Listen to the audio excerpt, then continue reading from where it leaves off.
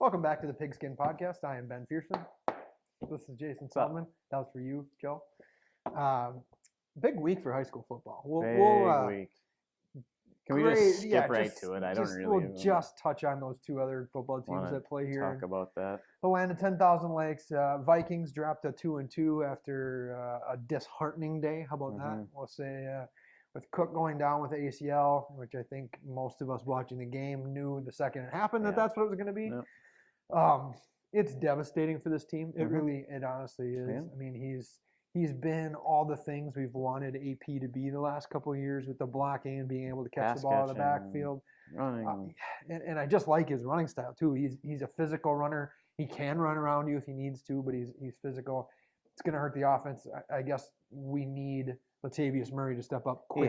He has to get in shape fast too. He looked like he was pulling a plow on Sunday when they put him in the game. And the reality is that's 100% on him at this point. Yeah. You know, he was out with injuries and stuff early, but he's had weeks now to get himself in shape, and he hasn't done it. That's on him as a pro to to do that, to take care of himself.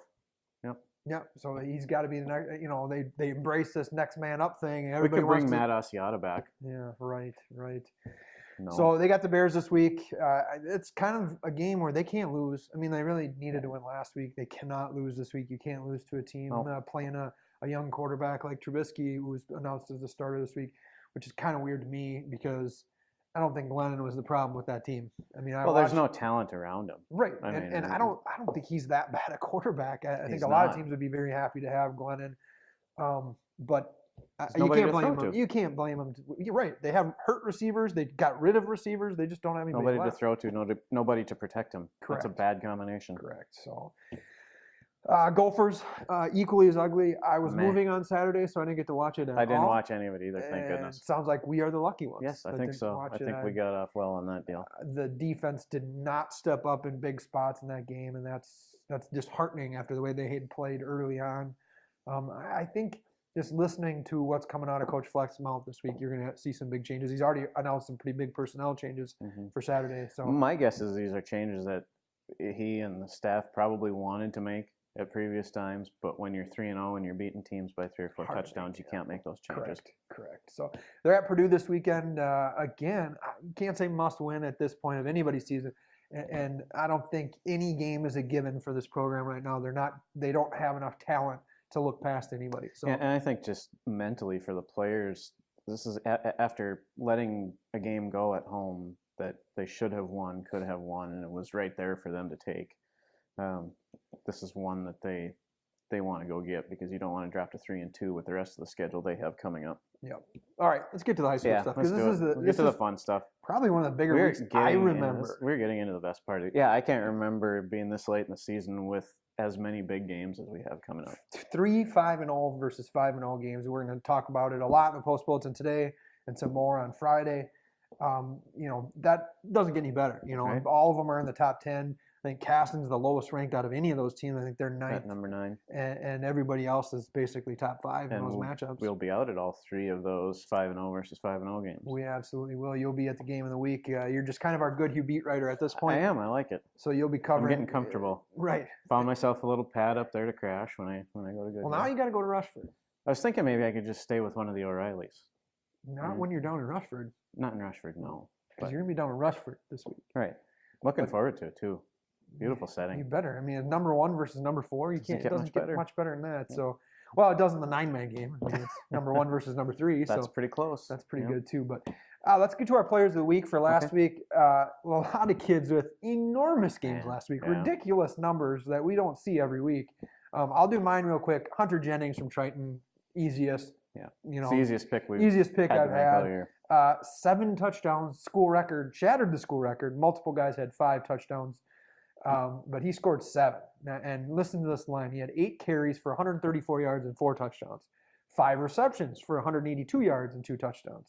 And then he returned a fumble 22 yards for another touchdown. Now, I'm only going to give him partial credit for the 7th touchdown because it came in the second half of a game that they were up 50-0 at halftime. So 6.5 touchdowns? 6.5 is all I'm going to put it in my record book. Adjust the record book, Triton. Right. So either way, ridiculous game. And they've got so much talent right now. I think if they can get over the mental hurdle, them and boy, when they play Caledonia again, that is going to be fun. If you look at the state rankings in Class AA, there are a whole slew of undefeated teams left, but there's a reason Triton is ranked in the top 5 with a 4-1 record. I mean, they might be the best or second best team in the state.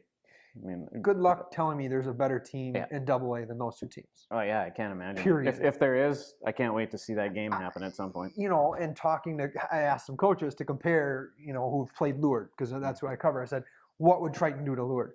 And they said Triton would win. Coach Kessler would come up with a game plan that would give Lourdes a shot, but Triton is so talented this year, and that when we're talking about Lourdes, that's the number 2 ranked team in 3A, and Triton's a 2A team. So those are the 2 best teams. And we'll talk about it down the road, but I think Triton learned a lot of lessons from that loss to Caledonia too, after being up 3 scores in the second half and watching Caledonia come back on them. They learned a lot about themselves, both in building that lead and in watching it slip away.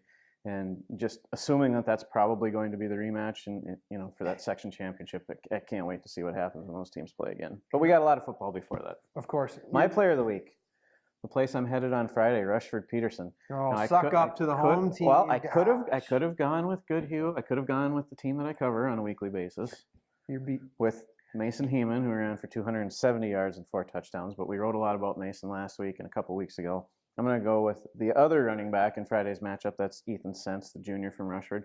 Just a small guy. I like the small guys. Why? Why? I don't You're know. just as tall as me according to these chairs. 5'7", 160, junior running back. He carried the ball 34 times, 216 yards, 4 touchdowns, including 2 in the fourth quarter when RP needed to rally to beat Cotter. They had to grind that was a tie score, and I think that speaks a lot to how improved Cotter is this year, as much as anything. And I think, when you lose a player like Carlson, RP's probably still trying to figure out who they are now without a guy that... And they're young. Any play, you can figure out a way to get it to Carlson, whether it's throw it to him or, that changes your entire dynamic. And he was an elite special teams player. He did a little of everything. I mean, really, when you lose a kid like that, you're losing what, like 6 players, really? Well, how many times a game was the ball in his hand? Well, and did he intercept the pass too? And did he punt it and kick it and whatever? I mean, you're really losing 6 to 7 starters, depending on how you want to look at it, when you lose a kid like that. So, and they lost a couple other really talented seniors off of last year's team too. So we'll talk a little bit more about them coming up here. So now picks. Jason, we don't need to talk about overall, but we did tie last week, so we both were 5. So you didn't lose any more ground. Lose any ground last week, so I'm good for you. Well above 500 now. Well above 500. So I mean, really, it's all gravy for me from here on out. So you're back. I'm sure I'll get all these right this week. Must be the red jacket. The blazer. Yeah, I mean, it's I can't take it off now. You haven't slowed down. You've just been on fire, like right around 500 since you put that thing on. Clearly, whoever this belongs to, whomever jacket this is does not watch the podcast, because I've heard nothing yet. Is there like a there's no name vibe, like an aura to that jacket? Like you can feel it when you put it on. It smells like it belongs to someone. Like you can just feel that you're gonna have a good week of picking games when you put that on. No, definitely not. I just am trying to cover up my Hurley shirt. That's all. I still think you need to wear it to the game on Friday night. Okay, everybody in Casson and all the Lourdes fans, email Fiercy, Pherson@postbulletin.com. Tell them to wear the jacket. Or you could post it on Twitter, and if you get like 12 million retweets, I will wear it on Twitter. How about 10 million? No, okay. 10. No, it's got to be 3 figures at least. We could probably make that happen. I'll just put a note out to my Goodhue peeps. They'll push it over 100 in about an hour. You'll find out that there's really only 40 Goodhue people voting 400 times a piece. Let's pick some games. Yeah, let's do it. All right, first game on here is going to be an interesting game, I think. I think maybe people will write it off, but Austin at Mankato West. Austin is 3-2. West is 4-1, with their only loss to Winona. Austin's coming off a week where they scored the fewest points that they've scored all year. That Northfield defensive guess is legit. We got that one wrong last week. I really thought Austin had a shot, but whatever Northfield did is going to probably be the blueprint for what you do against Austin. So I'm going to let you go first on those. Yeah, Austin's 2 losses are to really good football teams, as is West. Austin lost to Northfield last week, as we said, by just a touchdown, and they lost to Owatonna a few weeks back. West's only loss, of course, as you said last week, to Winona, the number 1 team in Class 4A. Austin has to go over there. I think, like you said, maybe Northfield laid out the blueprint last week for how to slow down that Austin offense. So I'm going to take West. I still think these teams will put up some points, but I'm going to take West 33-28. Yep, that's right. I'm going to go 35-21. Austin's going to score points.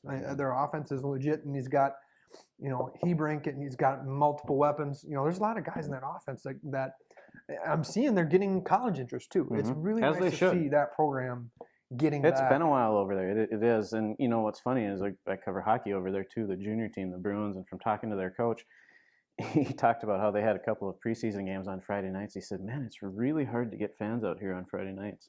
So there you go. When the football team's going well over in Austin, the fans show up. They did, and even when I covered them for years, the first game, the second game were very well attended, and then as they started losing, the fans dwindled. And you should have had the coat while you were covering the Packers. You would have fit right in on the sideline. Right. But next game is another someone's must go game. Faribault at Red Wing. Both teams are 0-5. Both teams have struggled to score quite a bit this season. Actually, Red Wing's defense has been all right. They've played pretty well. They've times. played well against some teams. I've got the red jacket on, so that means I'm going with the Wingers. I think they get off the schneid and get a W. I think it's going to be low scoring. I think Red Wing wins 19-12. I had almost the identical thing written down. I agree. And actually, there is some significance to this game when you look at that section in Section 1 4A. I mean, this game could be for a home playoff game. You're talking about two 0-5 teams, but there talk about how ridiculous that is, but there is something more at stake for these guys to play for, aside from just getting their first win. But I agree with you. I think it'll be relatively low scoring. I'm going to take Red Wings 17-10. Next one, Zumbrota-Mazeppa at St. Charles. It's a game that's probably deceiving if you're just looking at records. Zumbrota is 1-4. St. Charles is 3-2. A couple of very solid football teams. Feldy, what you got in that? I think we've been trying to figure out ZM all year, haven't we? They lost a close one last week by just a couple points. I like the way the St. Charles team is playing, though. I guess you had to kind of figure that when you get the Reinhardts in there coaching, right? They're going to do some good things. St. Charles is at home. It feels like every time I've picked ZM to win, they've lost by a couple points. So I'm going to go the other way this week. I'm going to take the Saints 30-24. And now this is going to probably be the kiss of death for the Cougars, but you got too many good wrestlers in that lineup to not be better. Let's go. It's time to figure out who you guys are as a team and just move forward. Did they know they don't get 2 points for a takedown on the football field? I don't know. Did you see Jacob Bennett's tackle in that lure game? I gave him 2 points for that. But there's so many great athletes in that lineup. It's going to come together as long as they can keep their head in it and not start accepting losing. And there's too many, like I said. They're too good to Caden Steffens, the guys like that have won state championships. And they won a state championship as a team. They don't accept losing. So it's time to turn it around and really just dig deep and figure out who you guys are as a team. I think it happens. And I know that coaching staff is good and they're just trying to figure out where they need to put their playmakers to succeed. St. Charles, very good team. They got a couple of very good running backs. But I'm going to go with the Cougars. I think this is the time that they've got to step up. They're still a dangerous team that nobody in Section 1 AAA wants to play, and they're going to play someone good in the first round, and they could beat them. So, but this has got to happen now. You can't go into that section tournament 1-7 or whatever it may be. So, I'm going with the Cougars. We'll say 35-28. Excellent. Next one, back to a couple of Section 1 AA teams, Lewiston, Altura at Chatfield. Now, both of these teams are 2-3. You get to pick this one first. Both of these teams probably thought they might be sitting with better records at this point. But again, a couple of good football teams whose records maybe don't show just how talented they are. Chatfield's had some injuries. They're a little banged up. I'm sure Lewiston has too. Maybe I just haven't heard about them. But Chatfield, man, they've surprised some people. I think this is going to be the tightest game of the week. We got a lot that could be very tight. But I'm going Chatfield 20-19. It's going to be a 1-point game. I think it's going to be last team to make a play is going to win that. I agree. Yeah, it's almost identical to what I had written down here. I just think Chatfield, maybe give them the home field advantage. I don't know. Maybe we put too much stock in that in high school football. I just feel like at 2-3, Chatfield is probably better than the record shows. Same for Lewiston, Altura. But I'm going to go with Chatfield at home, 22-20. Yeah, I thought we'd be different on that one. But so now we get to the three big ones, the three big 5-0 matchups. Number 2 ranked Lourdes is at number 9 ranked Casson-Manorville. Both teams 5-0. Lourdes coming off a thrilling 1-point win over Byron. Casson coming over just an absolute stomping over Stewartville. Stewartville's got some injuries. Casson makes big plays. I think if talking to Coach Kessler on Tuesday night and talking with Brock Triton today, Casson has lived by these big plays, whether it's Winkle breaking a big run or their defense returning an interception or a fumble or special teams making. They just have athletes at so many different positions. They do, and their line is huge. They've got playmakers all over the field. The line's huge. They've been around. They got wrestlers all over the field too. They do. Horseman and Andrus and Paulson and.